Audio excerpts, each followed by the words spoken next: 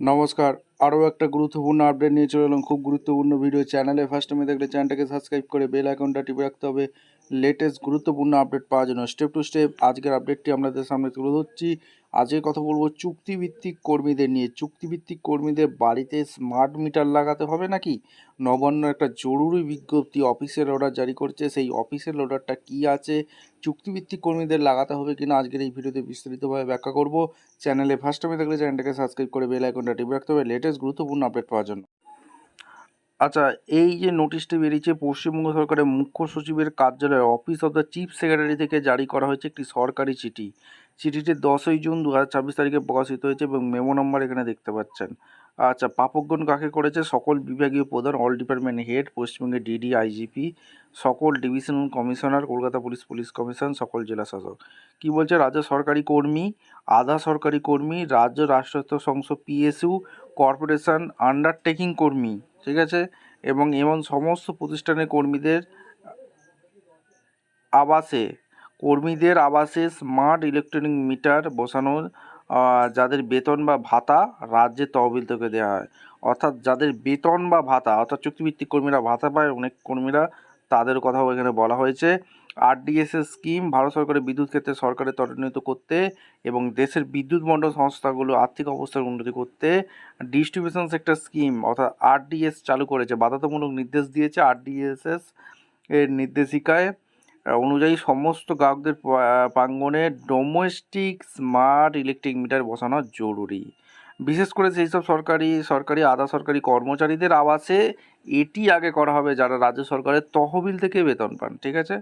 উদ্যোগ কাদের দেওয়া হয়েছে? ডব্লিউএসিটিসির উদ্যোগ দেওয়া হয়েছে। পশ্চিমবঙ্গ রাজ্যের বিদ্যুৎ বণ্টন সংস্থা প্রাথমিকভাবে মোট 554টি কাস্টমার কেয়ার সেন্টারে সিসিসি মধ্যে 103টি এলাকায় এই মিটার বসানোর কাজ শুরু করেছে। এই 103টি এলাকার বিদ্যুৎ বণ্টনের ক্ষতির দিক থেকে খুবই সংবেদনশীল, যা রাজ্যের তহবিলের ওপর অতিরিক্ত চাপ সৃষ্টি করছে। বাকি এলাকাগুলিতে পরবর্তীতে কাজ করা হবে। বিলিং পদ্ধতি: এই স্মার্ট মিটারগুলো প্রাথমিকভাবে পোস্টপেড হবে এবং বর্তমান নিয়ম অনুযায়ী বিলিং সাইকেল চলবে। তবে মিটার বসানোর পর গ্রাহকরা চাইলে প্রিপেড পদ্ধতি বেছে নিতে বলা হয়েছে।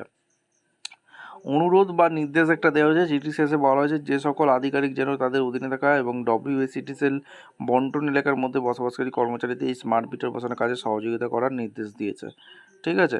আচ্ছা, আর কি বলছে? চুক্তিভিত্তিক কর্মীদের বাড়িতে স্মার্ট মিটার বসাতে হবে। হ্যাঁ, চুক্তিভিত্তিক কর্মীদের বাড়িতে স্মার্ট মিটার বসাতে হবে। পশ্চিমবঙ্গ সরকারের মুখ্য সচিবের জারি করা এই বিজ্ঞপ্তিটি স্পষ্ট করে বলা হয়েছে যে এই নিয়মটি এখন সমস্ত কর্মচারীদের জন্য প্রযোজ্য যাদের বেতন, পারিশ্রমিক, রেমুনেশন বা সাম্মানিক অনারিয়াম সরাসরি রাজ্যের রাজকোষ থেকে দেওয়া হচ্ছে, তাদের দেওয়া হবে, তাদের বসাতেই হবে। বিষয়টি আরও পরিষ্কারভাবে বোঝার জন্য আপনাদের সামনে এক এক করে রাখছি।